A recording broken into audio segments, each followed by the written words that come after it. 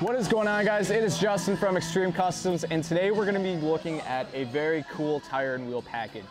This is the Fuel Forge 2. This is a 26 by 16 inch wheel. It has a negative 101 offset. And then this is paired up with the Fury Country Hunter, and this tire is a 38 by 15 and a half. Let's get a tape measure and measure the width. All right, now we got the handy dandy measure stick. Let's check this out. So I'm gonna do my best not to touch this because it is polished.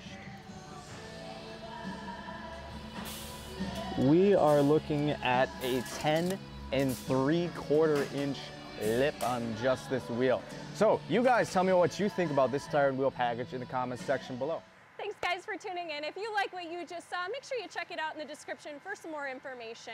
Like up this page, subscribe to our YouTube channel so we can keep bringing you real view videos of products you may be shopping for. Thanks again guys so much for supporting a true garage startup.